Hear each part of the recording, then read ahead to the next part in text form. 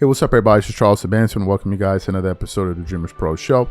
We'll cover everything from sports, hot topics, classic debates, entertainment, and we'll give you guys a fresh perspective on things and how we see them. And today we got another crazy show for you guys. Before we get into it, please make sure you like the video and sub to the channel. So yesterday was a pretty eventful night in the NBA. There were a lot of games that were played. The Oklahoma City Thunder played against the Bulls. They were victorious. The Brooklyn Nets beat the Dallas Mavericks.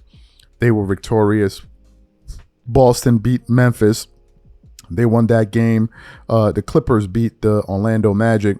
They won that game. And of course, I think probably the latest game of the night, I could be wrong, one of the latest games of the night was between the Houston Rockets and the Los Angeles Lakers. It was a pretty close game. Actually, I watched most of it. It was a pretty close game. Came down to the final 2 minutes or so.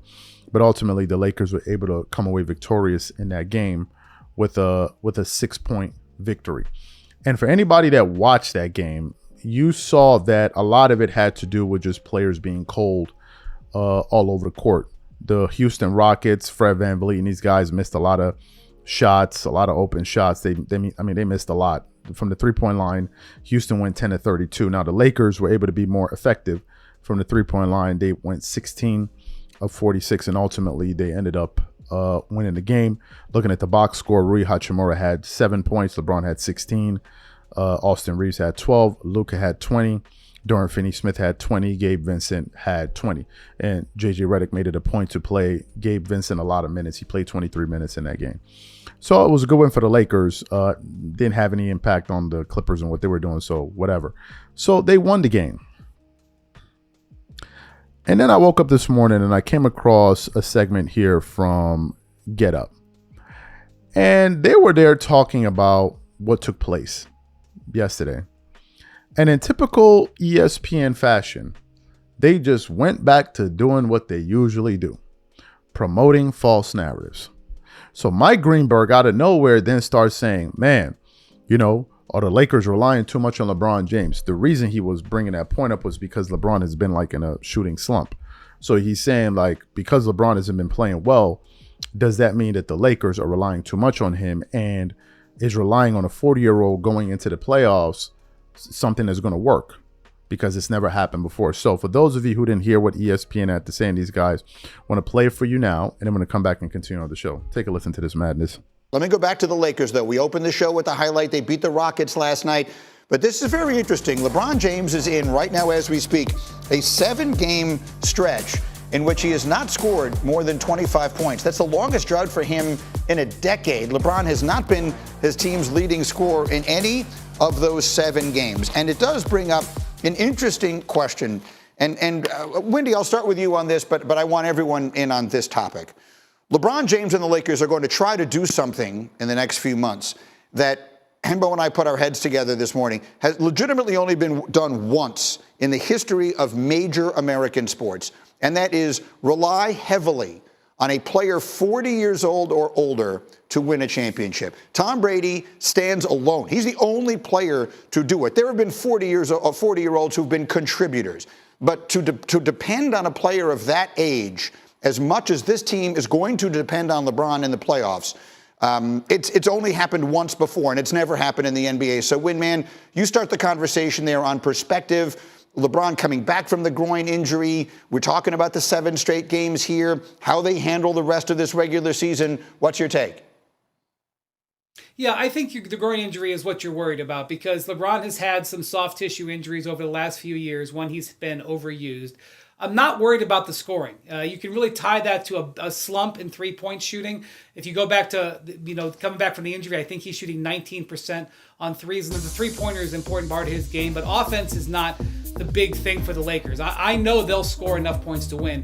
I want to see how they defend. And LeBron's defense has been good despite coming back from that groin injury. But that's what you're worried about. You're worried about overuse. And the thing about it is the Lakers' depth isn't tremendous. And you are going to need... it's hard to take LeBron out of the game when it's an important game. Coaches for 20 years have said that.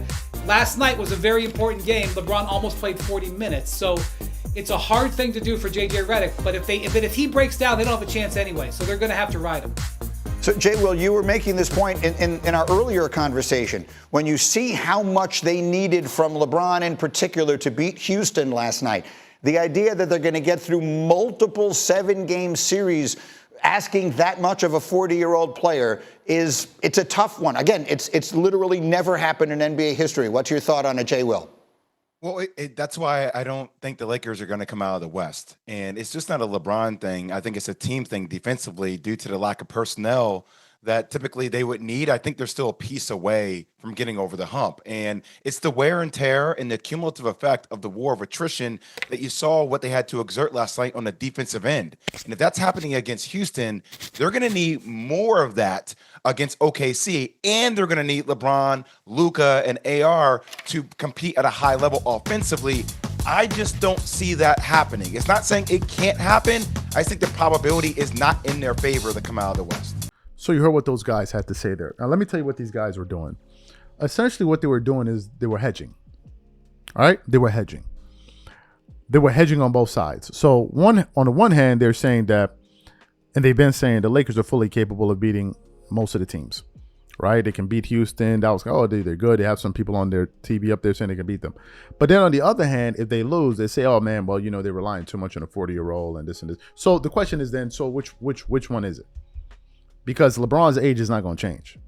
He's not going to become 39 or 38. He's going to get older. So that hasn't stopped a lot of people in media to be sitting up there twerking it up all over the place, pouring honey all over each other, hollering, screaming, shaking their ankles, all kind of crazy stuff. That don't stop them from twerking. So all of a sudden now, why are you trepidatious about it? Continue twerking.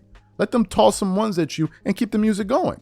Why all of a sudden now you're afraid to twerk? I'm lost. You twerk heavily, daily, all the time, but now all of a sudden you're like, well, look, what Greeny was doing as well was trying to explain away his slump, and they were essentially saying that the reason he's in a slump is because they're relying on him too much, and that's not the reality. If you go back and look at this set of games that he's played since he's come back, Luka's been their number one scorer and their most aggressive player. Luka is enough of an offensive generator to generate enough offense for that team so nobody can feel like they're relying on LeBron. Luka scored 70 in the game. Like, let's stop. Luka can carry an offense by himself. And not to mention the fact they do have Austin Reeves. So I believe last time I checked, they said Austin Reeves is averaging, I heard he's averaging 20 this year. I've never looked at his stats, to be honest with you. Let me see how much Austin Reeves is averaging. He's averaging 20 points a game this year. So Luka is playing with another guy that's averaging 20. Plus another guy that's averaging 20 plus. What are we talking about here? But Luka's perfectly capable of averaging 38 to 40 points in the series. He's perfectly capable of that. So them trying to say, oh, they're not relying on him. What's happening is that he's having a bad shooting slump from three. That's all. It's not that they're relying on him too much. He's just not shooting well. That's all. But this is what they're going to do. They've already kind of laid it out for you. If the Lakers win, they're going to say, man, this is LeBron's greatest feat ever. But if he loses, oh, man, he's 40 years old. So how do you win? You can't win. And ESPN is going to continue to do this. This is what they do. Twist narratives, promote false narratives. And then what happens is if you call it out, you're a hater. I'm lost, bro. Like, it's just unreal. These guys go out here, they do things that a lot of people see through. The minute you disagree with what they're doing, all of a sudden you're a hater. But if I produced a show that said, man, ESPN is right on the money and blah, blah, they would love it. Then you're not a hater. I'm lost. Is it just one message that needs to be out there? Is only one talking point that needs to be out there in the world? I mean, are we not allowed to have different views on the issue?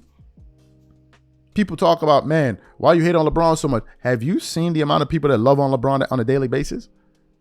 Have you seen the amount of people you want to add me to?